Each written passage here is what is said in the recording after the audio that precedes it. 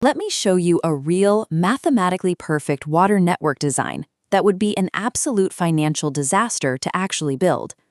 This diagram shows the two-loop benchmark network. It has exactly 6 nodes, 7 pipes, and a single reservoir feeding demand at 5 of those junctions.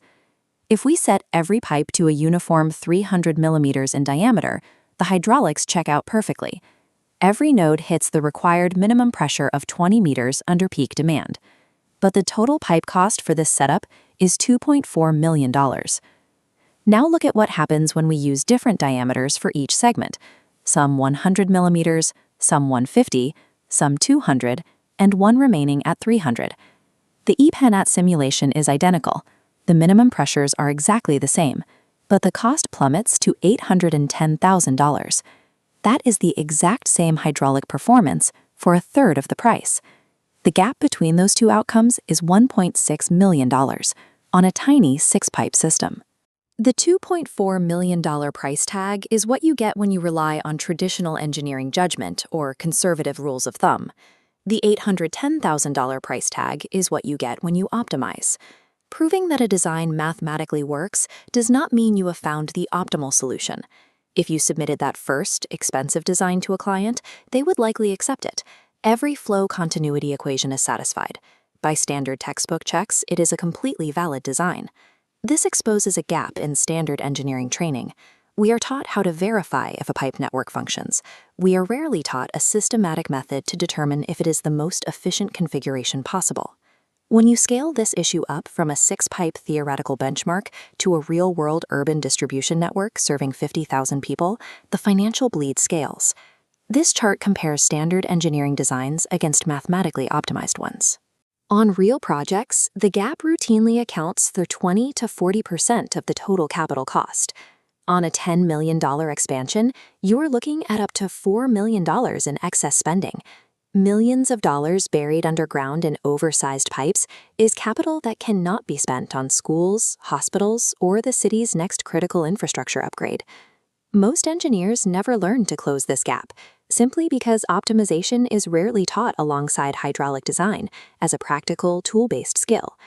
Moving past constraint checking and applying systematic mathematical optimization is the single most valuable skill missing from modern water engineering. To solve this, we have to formally frame the optimization problem. Every optimization problem relies on 3 mathematical pillars. First are the decision variables. These are the specific things you are choosing. In pipe sizing, you aren't just calculating one number. You have to select an entire vector of diameters simultaneously for every pipe in the network. And here is what makes the math difficult. Pipe diameters are not continuous. You cannot specify a pipe that is exactly 187.3 millimeters wide. You must choose from a specific commercial catalog of manufactured sizes, like 100, 150, or 200 millimeters. Now, these are called discrete decision variables. Because they jump from one strict value to the next, you cannot use simple calculus to find the bottom of a curve. The requirement to use actual manufactured pipe sizes rather than theoretical fractions is exactly why standard equation solving falls apart. The second pillar is the objective function. In our case, this equation represents the total capital cost, the sum of the pipe cost per meter multiplied by the pipe length for every pipe in the network. This is the single quantity you are trying to minimize. You want to drive this number as low as possible. But you cannot minimize cost to zero because of the third pillar, constraints. These are the strict conditions a valid design must meet. The primary constraint is pressure. Every single demand node in the network must receive water at or above the required minimum head during peak usage. The secondary constraints are physical laws: flow continuity, meaning what flows into a junction must flow out, and energy conservation, meaning head loss around any closed loop must sum to zero. So the full problem is this: find the set of discrete pipe diameters that minimizes total capital cost while ensuring every node meets its minimum pressure and flow requirements. Formal optimization is just building rigorous mathematical boundaries around the trial and error process engineers already attempt to do manually. To see why you can't just brute force your way through those boundaries, we look at a standard research benchmark known as the Hanoi network. This system has 34 pipes, 32 demand nodes, and a commercial catalog offering 6 different pipe diameters. To test every possible design, you would calculate the number of options, 6, raised to the power of the number of decisions, 34. That expands out to 4.7, followed by 26 zeros. To put that scale in perspective, that integer is larger than the estimated number of atoms in the observable universe. You cannot calculate every combination. The scale makes brute force mathematical evaluation physically impossible. Even the most powerful supercomputers on Earth cannot check every single iteration to guarantee they have found the absolute cheapest valid design.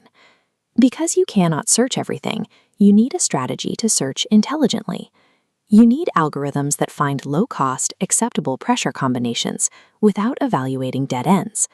Researchers use evolutionary algorithms for this, techniques like genetic algorithms inspired by natural selection, or simulated annealing modeled on cooling metals. When the math of discrete variables scales into infinity this quickly, deploying intelligent algorithms becomes the only mathematically viable way to design complex networks. You do not need to invent these algorithms yourself, or even code them from scratch. In a modern digital workflow, software like EPANET acts as your hydraulic constraint checker.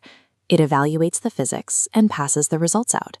An optimization engine takes those results, evaluates the objective function, and feeds improved pipe diameters back into EPANET for the next iteration.